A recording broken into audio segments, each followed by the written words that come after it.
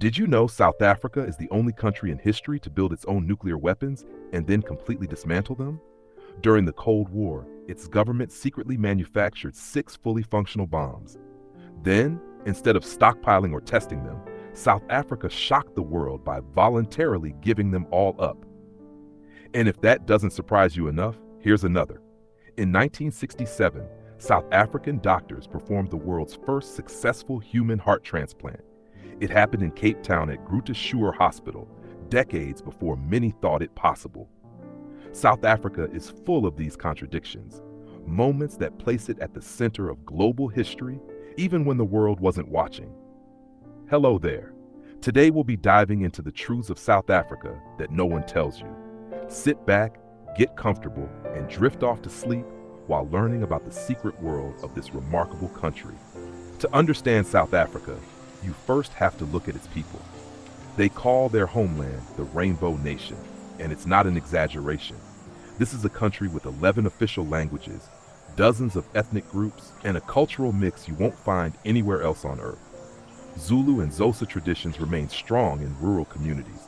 Afrikaners still keep their distinct identity, and English-speaking South Africans connect to the wider world.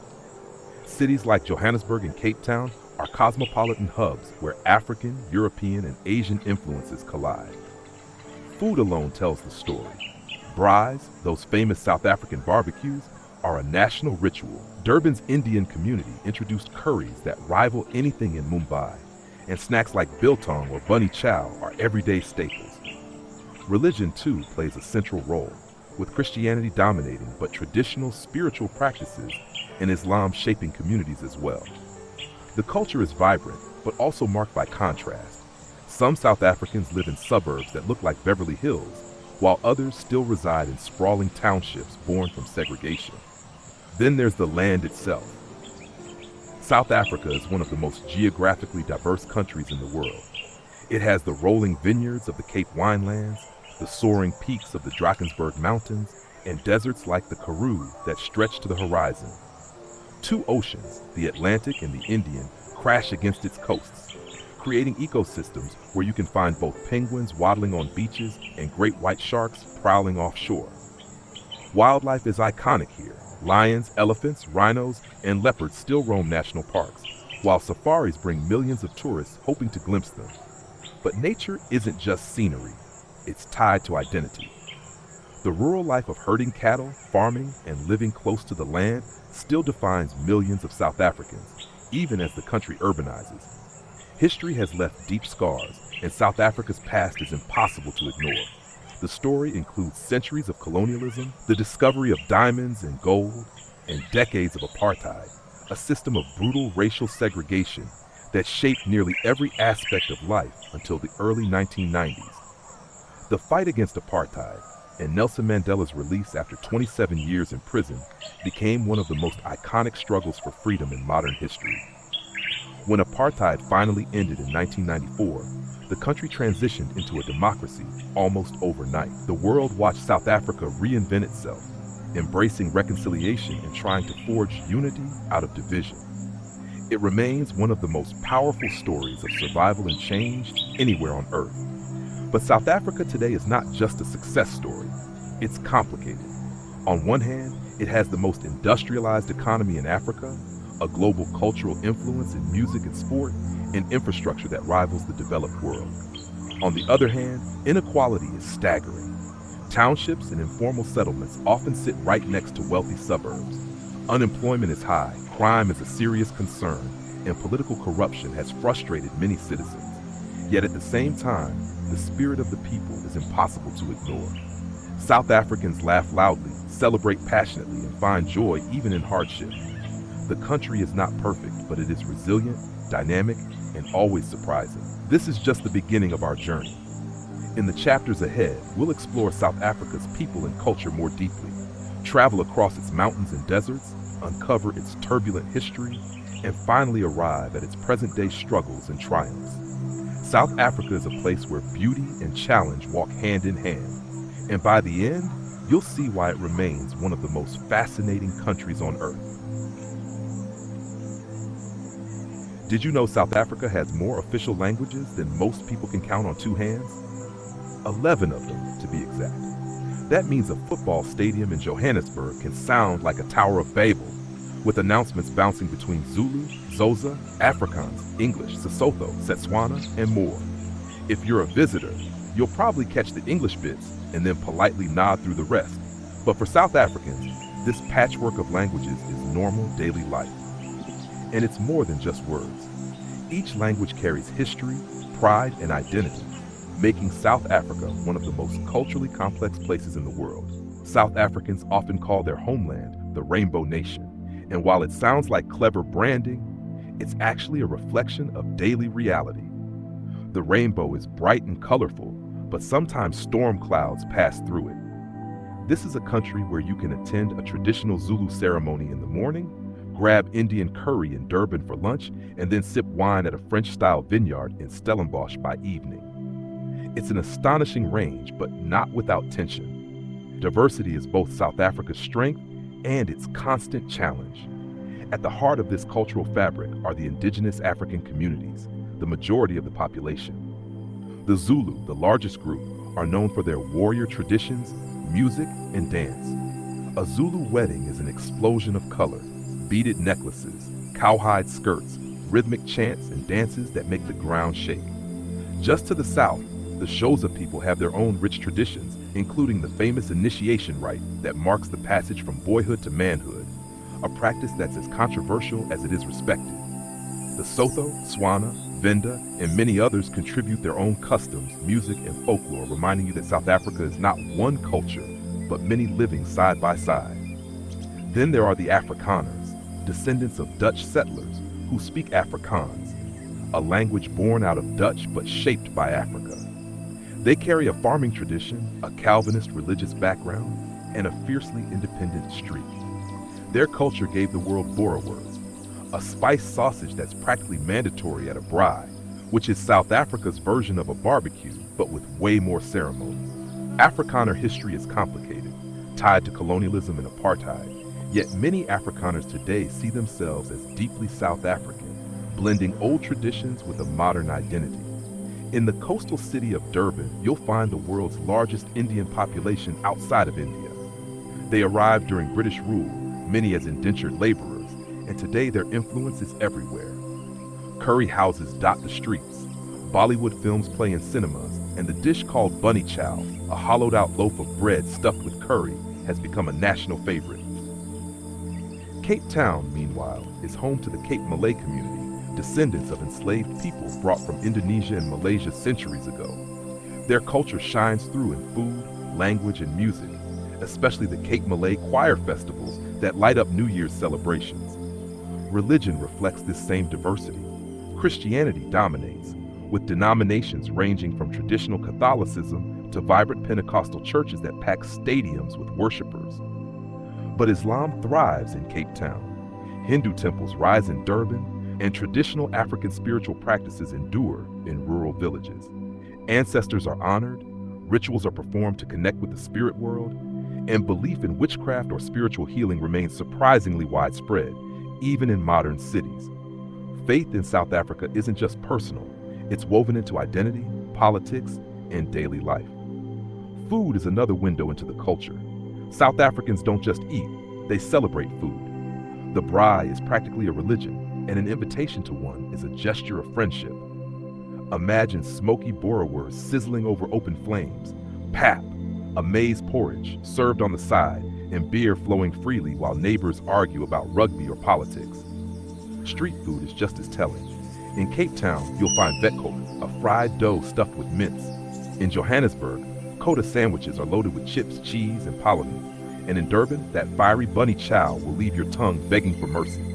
Each bite tells a story of migration, mixing, and adaptation. Festivals keep these traditions alive. The Cape Town Minstrel Carnival, also known as Kapsa Klapsa, is a dazzling display of costumes, music, and parades with roots in the slavery era.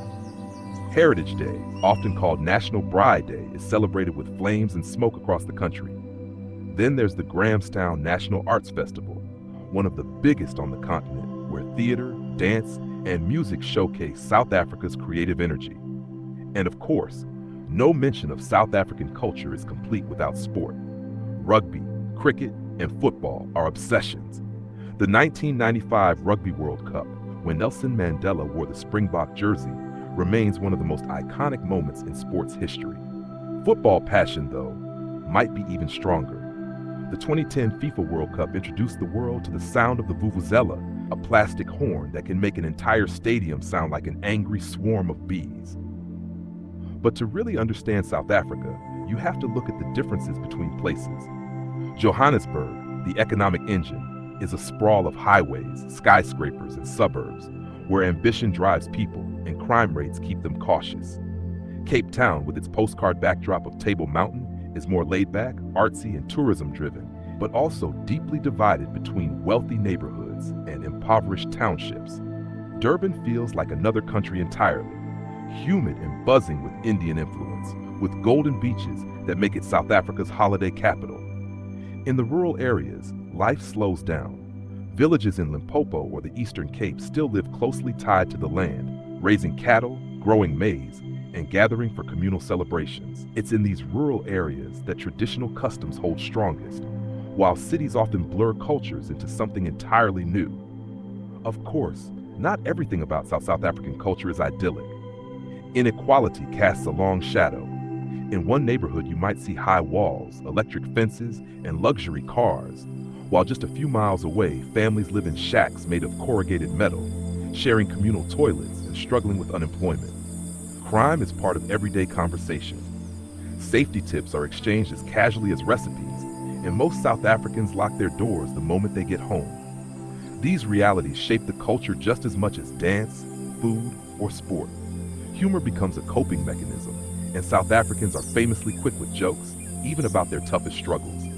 The younger generation is shaping culture in new ways. Hip-hop and Amapiano, a South African house music genre, dominate the airwaves. Artists like Black Coffee, Shoma Josie, and AKA have taken South African music global. Social media is creating new spaces for political debate, fashion trends, and comedy sketches that speak directly to the chaos of daily life. Youth culture in South Africa is bold, funny, and politically aware, even as it grapples with unemployment and uncertainty. When people say South Africa is complicated, this is what they mean. It's a country where traditions, thousands of years old, coexist with cutting-edge fashion weeks, where a rural grandmother may rely on ancestral rituals while her granddaughter scrolls TikTok in the city, where cultures clash, mix, and reinvent themselves daily. The people are loud, diverse, proud, and endlessly creative. And yet beneath all this, there's a shared thread: resilience. South Africans know hardship. They've survived colonization, apartheid, economic crises, and social upheaval. That survival has forged a national character that refuses to be defeated. They laugh louder, sing stronger, and celebrate harder than most places you'll ever visit. Culture here isn't just tradition. It's survival, expression, and identity rolled into one. If you asked 10 people to describe South Africa's landscape, you'd probably get 10 completely different answers. Some would picture endless savannas where lions chase wildebeest under a burning sun. Others might think of Cape Town's Table Mountain, standing flat-topped and dramatic against the sea. Someone else might imagine the vineyards of Stellenbosch, the Drakensberg Mountains, or the semi-desert of the Karoo. And here's the thing: they'd all be right.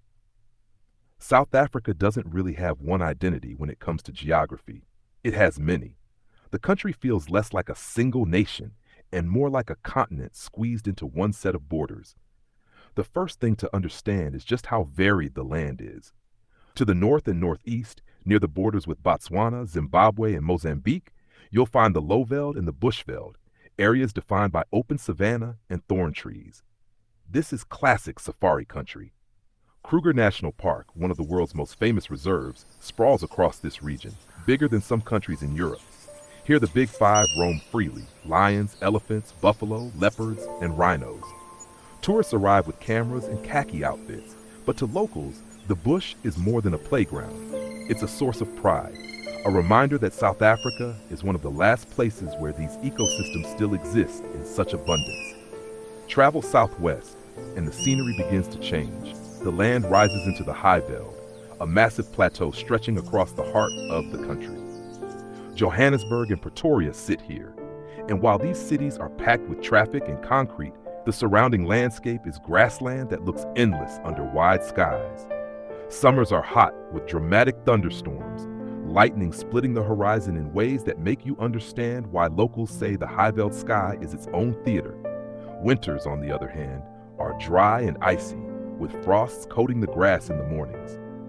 It's a harsh but striking environment, one that shapes the tough, no-nonsense character people often associate with this part of the country. Then there's the Drakensberg, the Dragon Mountains. Stretching across the eastern edge of the country, this range is South Africa's highest, with peaks soaring above 10,000 feet. They look like giant stone fortresses, and in many ways, they have been exactly that, a natural defense for centuries of people who lived in their shadow. The Drakensberg is home to thousands of rock paintings left behind by the San, or Bushmen, some of the oldest inhabitants of southern Africa. These delicate images of hunters, animals, and rituals are not just art, but windows into a way of life nearly erased from the land. Hikers today come for the scenery, waterfalls, and crisp air, but the mountains hold far deeper meaning than just Instagram-worthy views. Swinging westward, the land turns arid. The Karoo dominates much of the interior, a semi-desert that's both bleak and beautiful. At first glance, it looks lifeless, just endless scrubland under a relentless sun. But look closer, and you'll find life has adapted here in surprising ways. Succulent plants store water in swollen leaves, meerkats stand guard on dusty mounds, and farmers raise hardy sheep that produce some of the best wool in the world. Towns in the Karoo feel frozen in time, with wide streets, old churches, and a quiet that can be unsettling if you're used to noise. It's a place that either drives people away or burrows into their souls so deeply they never leave. Head further west still, and you hit the Northern Cape and the edge of the Kalahari Desert. This is big sky country, sparsely populated, with red sand dunes that glow in the sun. In spring, something miraculous happens here. The Namaqualand flowers bloom. For a few short weeks, the desert floor explodes into carpets of purple, orange, and yellow wildflowers, drawing visitors from around the world. The transformation is so sudden and dramatic that it feels almost biblical. The rest of the year, though, it's dry, harsh, and demanding, a place that teaches resilience to anyone who calls it home. Now, contrast all that with the coastline. South Africa's shores stretch for over 700 miles, washed by two very different oceans. To the west is the Atlantic, cold and rough, with icy currents flowing up from Antarctica. Cape Town's beaches might look inviting, but step into the water and you'll come out shivering in seconds. To the east is the Indian Ocean, warm and tropical, especially along KwaZulu-Natal's coast. Here the beaches are golden and the water filled with surfers, snorkelers, and fishermen. Sharks prowl these waters too, giving the coast its reputation as both paradise and danger. The Cape itself, where the two oceans meet, is one of the most dramatic places on Earth. Cape Point feels like the edge of the world, with cliffs plunging into churning seas and winds that can knock you off your feet. Early sailors called it the Cape of Storms, and for good reason. Shipwrecks litter the coastline, silent reminders of how treacherous the journey around Africa once was. Yet the same Cape is also home to penguins waddling on beaches, baboons stealing sandwiches from tourists, and vineyards producing some of the finest wines you'll ever taste. It's a contradiction that sums up South Africa perfectly, wild and untamed, but also cultivated and refined. South Africa's natural world isn't just scenery, it's part of people's lives. Rural communities depend on the land for grazing, farming, and water. Cities draw their identity from their surroundings. Cape Town is inseparable from Table Mountain. Durban leans on its beaches. Johannesburg's very existence is tied to the gold beneath its soil. The environment shapes the economy too. Mining has scarred the landscape in places, leaving behind massive dumps of waste rock, but it also built the country's wealth. Agriculture thrives in fertile areas like the Western Cape, producing fruit and wine exported across the globe. Yet droughts, floods, and climate change are constant threats, a reminder that the environment here is as fragile as it is magnificent. And then there's the wildlife, which deserves its own spotlight. South Africa is one of the best places in the world to see animals in their natural habitats.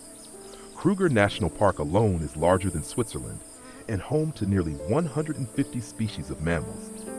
But it's not just about safaris. Penguins waddle along the beaches of Boulders Bay. Whales breach off the coast of Hermanus. Great white sharks prowl near Gansby, where thrill-seekers dive into cages for a face-to-face encounter. In the arid Karoo, springbok and gemsbok roam. In the Drakensberg, rare birds soar on mountain thermals. It's a Noah's Ark of biodiversity, and South Africans know it. Tourism is a lifeline for the economy, and conservation is both a source of pride and controversy. For all its beauty, South Africa's environment is under pressure.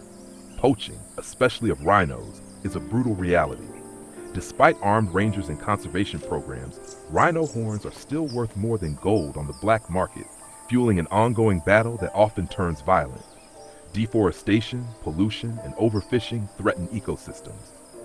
Urban expansion eats into natural habitats, and climate change brings unpredictable weather. South Africans are deeply aware of these issues, and debates about conservation versus development are constant. Should land be used for mining, or should it be preserved? Should resources go to wildlife reserves or human settlements?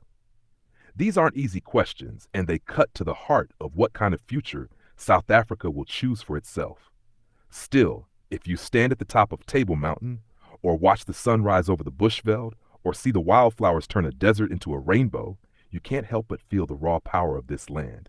Nature here isn't just a backdrop, it's the main character. It shapes the people, the culture, the economy, and even the politics. To understand South Africa, you have to understand its geography, and once you do, you realize why the people here are so deeply connected to their land. It's not just where they live, it's who they are. When you look at South Africa today, it's tempting to see it only through the lens of the last few centuries. The Dutch arriving, the British Empire expanding, the struggle against apartheid. But the truth is, the story of this land stretches far deeper, reaching back to the very roots of humanity itself. In fact, you could argue that the history of South Africa is not just the story of one country, but the story of all of us. Archaeologists call it the cradle of humankind, and they're not exaggerating. Just outside Johannesburg lies a series of caves where some of the most important fossil discoveries in human history were made. Skeletons like Mrs. Ples and Little Foot, belonging to early hominids who walked the earth millions of years ago, were uncovered here. These remains prove that Southern Africa was just a stop on humanity's long journey. It was one of the birthplaces. The soil beneath South Africa doesn't just hold gold and diamonds, it holds the bones of our ancestors. That alone gives the country's history a kind of universal weight. Fast forward tens of thousands of years, and we find the first known human cultures taking root in this land. The San, sometimes called Bushmen, and the Khoikhoi were the earliest inhabitants whose descendants still live here today. The San were hunter-gatherers, moving lightly across the land, leaving behind intricate rock art in caves and cliffs that tell stories of hunts, dances, and spiritual beliefs. Their art is some of the oldest in the world and still carries an almost mystical quality. Delicate figures of antelope, shamans, and hunters that reveal how closely they were tied to nature. The Khoikhoi, in contrast, were pastoralists, herding cattle and sheep and establishing semi-permanent settlements. Together, the San and Khoikhoi made up the Khoisan peoples, who developed a unique way of life that endured for thousands of years. Their languages, marked by distinctive click sounds, are unlike almost anything else on Earth and represent one of the oldest surviving linguistic traditions. Sadly, these cultures were later marginalized and in many cases destroyed, but their presence forms the bedrock of South Africa's human story. Around 2,000 years ago, a new wave of migration began shaping the land. Bantu-speaking peoples moved southward from Central Africa, bringing with them iron-working skills, new crops, and livestock. They didn't just migrate, they transformed the region. With farming and herding, societies grew larger and more complex. Villages became towns, and towns evolved into chiefdoms and kingdoms. The Bantu migration is one of the most important demographic shifts in African history, and South Africa was its final frontier. Among these groups, the ancestors of the Zulu, Xhosa, Sotho, Tswana, and many other peoples established themselves, each developing their own customs, languages, and traditions. The clash and mingling of these cultures laid the foundation for what would later be called the Rainbow Nation. By the first millennium CE, societies here were thriving, connected to vast trade networks that stretched across the continent and beyond. One of the most remarkable of these early civilizations was Mapungubwe, a kingdom that flourished around the 11th to 13th centuries in the far north of what is now South Africa. Situated near the Limpopo River, Mapungubwe was more than just a local power. Archaeological discoveries reveal it was a sophisticated society with evidence of social hierarchies, agriculture, and trade. Gold artifacts, glass beads, and pottery from as far away as India and China show that Mapungubwe was plugged into a global trading system long before Europeans ever set foot in the region. The most famous artifact, the golden rhinoceros of Mapungubwe, has become a symbol of South Africa's rich pre-colonial heritage, proof that African kingdoms were advanced and cosmopolitan, not isolated or primitive. Mapungubwe eventually declined, possibly due to shifts in climate and trade routes, but it was followed by other powerful states. To the northeast rose the Kingdom of Great Zimbabwe, whose influence extended into modern-day South Africa. Within South Africa itself, the rise of the Zulu kingdom in the early 19th century under Shaka Zulu would later dominate the narrative. But even before Shaka, the seeds of centralized power and organized states had already been planted. While these indigenous societies grew, the outside world began to take notice of Southern Africa's strategic location. By the 1400s, Portuguese explorers had rounded the Cape of Good Hope, calling it the Cape of Storms. They didn't settle, but they marked the beginning of European interest in the region. For centuries, the Cape was both a barrier and a gateway, a dangerous stretch of ocean that sailors dreaded yet had to pass if they wanted to reach Asia. The real turning point came in 1652, when the Dutch East India Company established a supply station at the Cape of Good Hope. What started as a small refreshment stop for ships quickly became something much bigger. The Dutch settlers, known as Boers, began farming the land. They expanded outward, clashing with the Khoikhoi and San. Disease, displacement, and violence decimated the indigenous peoples, and the balance of power shifted permanently. This was the start of colonial South Africa. The Dutch brought enslaved people from other parts of Africa and from Asia, creating a society that was diverse but deeply unequal. Out of this mix, a new identity began to form: the Afrikaners, descendants of Dutch, German, and French settlers who developed their own language, Afrikaans, and a fiercely independent culture. These settlers weren't just colonists. They saw themselves as a people rooted in the land, with a destiny apart from Europe. That sense of identity would later fuel both their resistance to British rule and their role in shaping apartheid. But before the Afrikaners had solidified their hold, the British arrived. In 1795, and then again permanently in 1806, Britain took control of the Cape Colony. This wasn't just a local change of administration, it was the opening act of a much larger drama. British laws, culture, and economic ambitions clashed with those of the Boers, setting up a rivalry that would dominate South African history for the next century. The British, with their empire at its height, wanted order, modernization, and control. The Boers wanted autonomy, land, and freedom from outside interference. Both groups, however, agreed on one thing: indigenous Africans were to be pushed aside, their lands absorbed, and their labor exploited. The expansion inland, often called the Great Trek, saw Afrikaner pioneers in the 1830s and 1840s leaving the Cape and moving into the interior in search of independence. They founded new republics, such as the Orange Free State and the Transvaal. These Voortrekkers clashed violently with African kingdoms, particularly the Zulu under Shaka's successors. The resulting conflicts, like the Battle of Blood River in 1838, became mythologized in Afrikaner history as moments of divine destiny. To the Zulu and other African groups, however, these encounters were invasions, moments of loss and turning points that reshaped their own histories. Meanwhile, the British expanded their influence, especially in Natal and the Eastern Cape. Wars against the Xhosa dragged on for nearly a century, a grim reminder of how relentless the colonial advance was. These weren't minor skirmishes, but protracted conflicts that devastated societies, seized land, and set the stage for future inequalities. By the mid-19th century, something else entered the picture that would change South Africa forever: diamonds and gold. The discovery of diamonds in Kimberley in 1867 and gold on the Witwatersrand in 1886 transformed the region from a relatively marginal colony into one of the most important territories in the British Empire.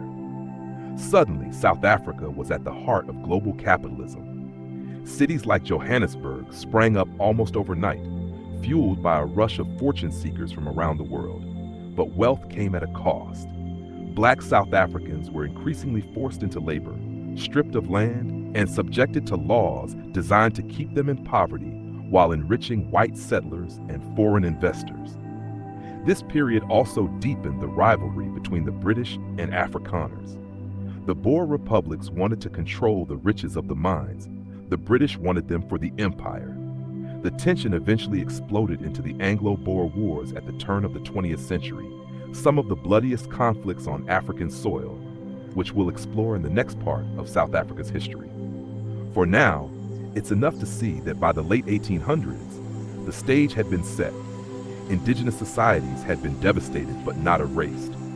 Afrikaners had carved out their own identity in independent states. The British had secured the richest mineral resources in the world. And beneath it all, a racial hierarchy was hardening, with black South Africans bearing the brunt of dispossession and exploitation. The seeds of apartheid were being sown, even if no one called it that yet.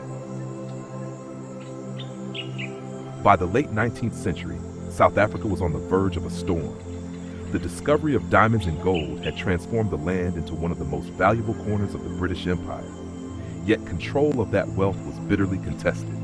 On one side stood the British, determined to bring the mineral-rich Boer republics into their imperial system.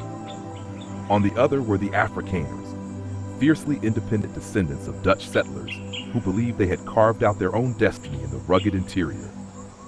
And caught in the middle, as always, were millions of black South Africans, whose lands and labor were increasingly being taken to feed this clash of empires. The Anglo-Boer Wars were the inevitable result. The First War, in 1880 to 1881, was a brief but stunning humiliation for the British. The Boers, using guerrilla tactics and intimate knowledge of the terrain, managed to defeat the world's most powerful empire at that time. For Afrikaners, it was proof that they were a chosen people, destined to survive against impossible odds. For the British, it was an embarrassing setback, one they would not forget. The Second War, from 1899 to 1902, was very different. This time, Britain brought the full weight of its empire. It was brutal, modern, and devastating. Boer fighters waged guerrilla war again, but the British responded with a scorched earth campaign, burning farms and rounding up civilians. In the process, they created some of the first modern concentration camps, where tens of thousands of Boer women and children died from disease and starvation. It was a dark foreshadowing of what the 20th century would bring elsewhere in the world. In the end, the British won. The Boer republics were absorbed, and South Africa was reshaped into a single entity under British control. But this victory came with a strange twist. Rather than crushing Afrikaner identity, the British eventually made peace with it. In 1910, the Union of South Africa was created, a self-governing dominion of the British Empire that united the former Boer republics with the British colonies. White South Africans, both Afrikaner and English, were given political power. Black South Africans, who made up the vast majority of the population, were almost entirely excluded. This exclusion wasn't an afterthought, it was deliberate. The new union enshrined racial segregation as a foundation of governance. Land Acts in 1913 and 1936 reserved most of the land for whites, pushing black South Africans onto crowded reserves. Pass laws required them to carry identification to move through white areas. It was an early blueprint for apartheid, even if the word didn't exist yet. The 20th century brought new struggles. In the cities, mining created an economy that depended on cheap black labor.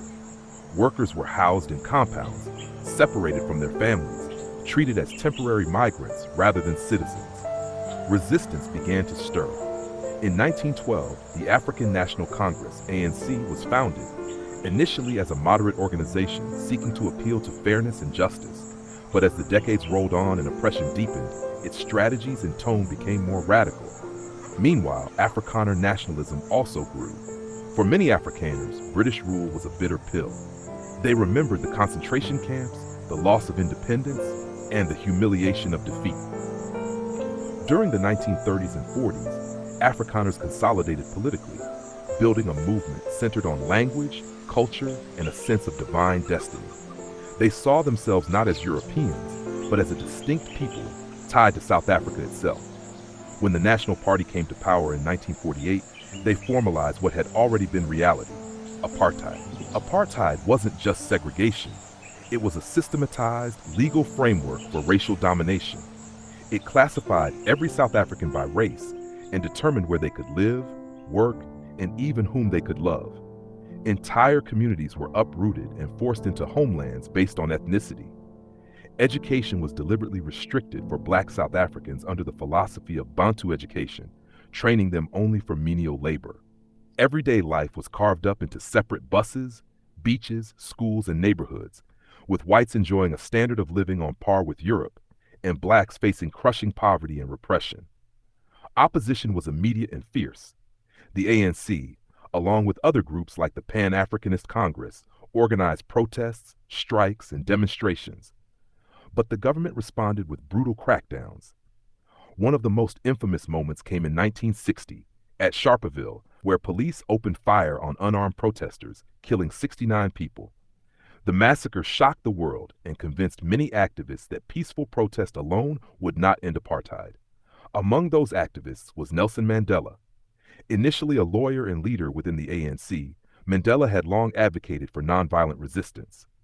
But after Sharpeville, he helped found the armed wing of the ANC, Umkhonto we Sizwe, Spear of the Nation. He and others began sabotage campaigns against government infrastructure. It was a desperate gamble, and it led to his arrest in 1962. At the Rivonia trial, Mandela gave a speech that echoed across the globe, declaring he was prepared to die for the ideal of a democratic and free society. He was sentenced to life in prison, becoming the most famous political prisoner of the 20th century. For the next 3 decades, South Africa became both a fortress and a pariah. Internally, the apartheid regime relied on an iron fist: censorship, surveillance, and violence. Externally, it was increasingly isolated. Countries around the world imposed sanctions and boycotts. Artists refused to perform there. Sports teams were barred from international competition. South Africa was wealthy thanks to its mineral resources, but politically toxic. Yet apartheid did not collapse overnight. It faced mounting pressure in the 1970s and 80s, especially as young people rose up. The 1976 Soweto uprising was a turning point. Thousands of students took to the streets to protest being forced to learn in Afrikaans. Police responded with bullets. Images of children like 13-year-old Hector Peterson, shot dead in the streets, horrified the world. A new generation was radicalized, and resistance spread like wildfire. The 1980s were marked by states of emergency, mass detentions, and escalating violence. The government clung desperately to power, but the writing was on the wall. The economy was faltering under sanctions. International allies were few. Even within the white community, cracks began to show as some realized apartheid was unsustainable. Finally, in the late 1980s and early 90s, change came. F.W. de Klerk, the last apartheid president, recognized the inevitable. In 1990, Nelson Mandela was released after 27 years in prison. The world watched as he walked out of Victor Verster prison. Fist raised, a moment of history frozen in time. Negotiations began, fraught with tension, but they held. In 1994, South Africa held its first truly democratic elections. For the first time, every citizen could vote. The result was overwhelming. Nelson Mandela became South Africa's first black president. His inauguration wasn't just a political event, it was a symbolic rebirth of the nation. Millions who had been voiceless were finally recognized as equals. The world hailed it as a miracle. The Rainbow Nation had been born. But the miracle was only the beginning. The new South Africa inherited massive challenges: inequality, poverty, and the lingering scars of apartheid. The Truth and Reconciliation Commission, led by Archbishop Desmond Tutu, sought to confront the past, allowing perpetrators to confess in exchange for amnesty. It was a bold experiment in healing, though not without controversy. Many victims felt justice was incomplete, while others saw it as the only way to move forward without descending into civil war. In the years since 1994, South Africa has remained a country of contradictions. It is the most industrialized nation in Africa, with modern cities, universities, and a vibrant culture. It has produced Nobel laureates, world-class athletes, and global icons. Yet it also struggles with some of the highest inequality in the world, persistent unemployment, and political corruption. The hopes of the Mandela era have been tempered by hard realities, but the dream of a democratic South Africa endures. If the first part of South Africa's history is about ancient civilizations and colonial conquest, the second is about struggle and rebirth. Few countries have gone from such depths of oppression to such heights of hope within a single lifetime. And while the journey is far from over, South Africa's history remains one of the most powerful human stories of resilience, tragedy, and triumph. If you look at South Africa today, you'll find a country that defies simple description. It is at once breathtakingly beautiful and deeply complicated, full of contradictions that make it one of the most fascinating places in the modern world. On the one hand, it's a nation of modern highways, shopping malls, and world-class universities. On the other, it still carries the raw scars of apartheid, with poverty, inequality, and unemployment pressing down on millions of people every day. To understand present-day South Africa, you have to embrace the tension between hope and frustration, resilience and struggle, optimism and disillusion. It is a country in motion, not stuck in its past, but not free from it either. Economically, South Africa is both a powerhouse and a puzzle. It is the most industrialized economy in Africa, the only African member of the G20, and home to massive industries ranging from mining and finance to agriculture and manufacturing. Its cities like Johannesburg, Cape Town, and Durban are global hubs of commerce and culture. The Johannesburg Stock Exchange is the largest on the continent, and South Africa's mineral wealth, gold, platinum, diamonds, coal, still makes it a vital player in global markets. Yet at the same time, unemployment officially hovers around 30%, and youth unemployment is even worse, often above 50%. The gap between rich and poor is staggering. Drive a few kilometers in any direction, and you can move from wealthy gated suburbs with manicured lawns to sprawling townships where families live in tin shacks without running water. This inequality isn't just an economic statistic. It's a daily reality visible on every street corner. Politics in present-day South Africa are equally complex. Since the fall of apartheid in 1994, the African National Congress has dominated government, winning every election.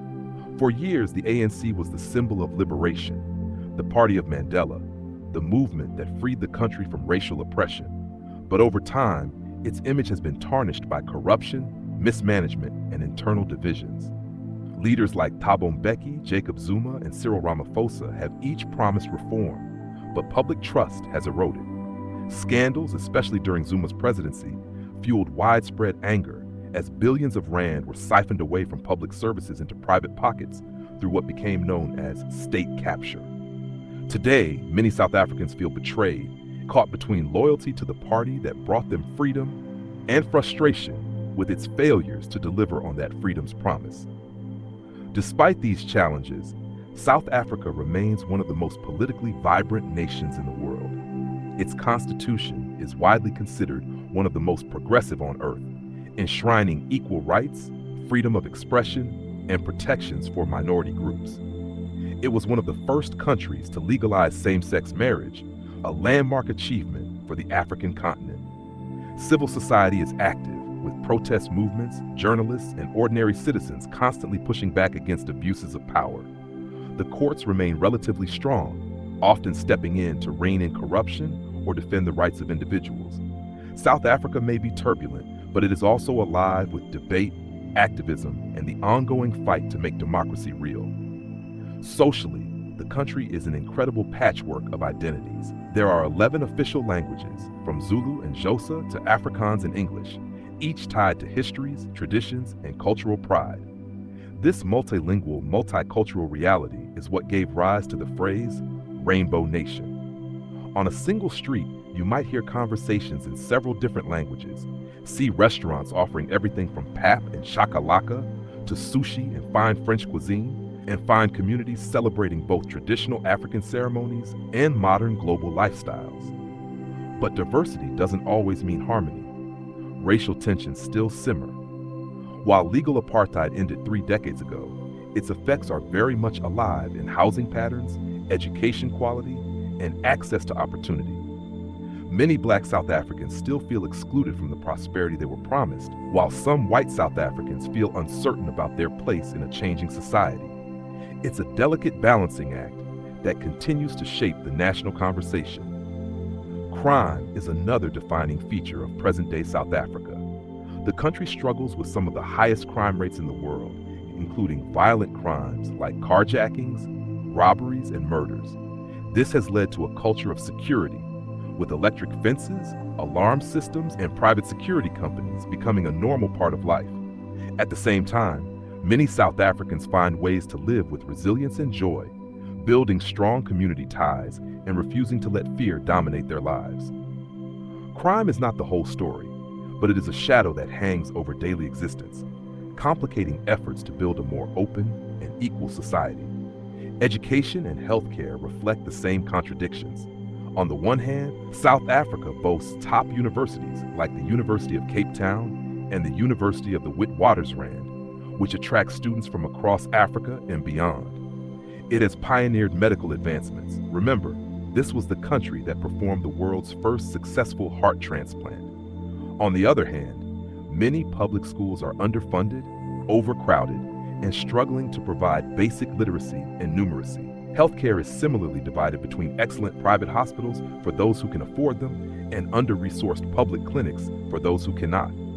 The government has ambitious plans for reform, but implementation remains slow and uneven. Culturally, South Africa is nothing short of dazzling. Its music, from traditional Zulu rhythms to the global explosion of genres like Kwaito and Amapiano, pulses through its streets and clubs. Its art scene thrives in galleries and township murals alike, telling stories of pain, resilience, and joy. Sport is practically a national religion, with rugby, cricket, and soccer uniting and dividing fans in equal measure. When the national rugby team, the Springboks, won the World Cup in 1995, it was a moment of unity famously embraced by Nelson Mandela himself. And when South Africa hosted the 2010 FIFA World Cup, the first ever on African soil, the sound of vuvuzelas filled stadiums and television screens around the globe. These cultural moments are more than entertainment. They are threads of identity that help South Africans see themselves as part of something larger. South Africa is also facing immense challenges in infrastructure and energy. The phrase load shedding has become infamous, referring to the rolling blackouts that strike across the country due to the state power utilities' inability to meet demand. Factories, businesses, and households are regularly plunged into darkness, a reminder that even a modern industrial nation can falter without reliable basics. Roads and railways, once among the best in Africa, often need repair, while water shortages and droughts have put additional pressure on cities like Cape Town, which famously came close to day zero when taps were expected to run dry. Climate change only adds to these pressures, with shifting rainfall patterns and rising temperatures threatening agriculture and livelihoods. And yet, despite all these problems, South Africa has a resilience that is hard to put into words. It is a country where people still gather around braais, outdoor barbecues, to share food and laughter. It is a place where taxi drivers blast music and navigate chaotic traffic with skill and humor. It is a nation where artists, entrepreneurs, and activists are constantly inventing new ways to push forward, even when politics and economics lag behind. The weight of history is heavy, but the spirit of South Africans remains light, adaptable, and endlessly creative. On the global stage, South Africa continues to punch above its weight. It is a leader in the African Union, a member of BRICS alongside Brazil, Russia, India, and China, and a key player in regional peacekeeping and diplomacy. Its voice carries weight in international debates on climate change, trade, and development. At the same time, it faces pressure to resolve its own internal contradictions if it wants to truly be seen as a model for the continent. Present-day South Africa is in many ways a story still being written. It is a young democracy, barely 30 years old, trying to reconcile centuries of injustice with the dreams of a fairer future. The promises of 1994 remain unfulfilled in many respects, but they are not forgotten. For millions, the struggle continues not with guns and protests, but with votes, voices, and everyday acts of survival and kindness. South Africa today is a reminder that history never ends. It simply shifts into new battles, new hopes, and new possibilities. So when you think of South Africa right now, don't think of it only as the land of safaris and Table Mountain, or only as a country plagued by crime and inequality.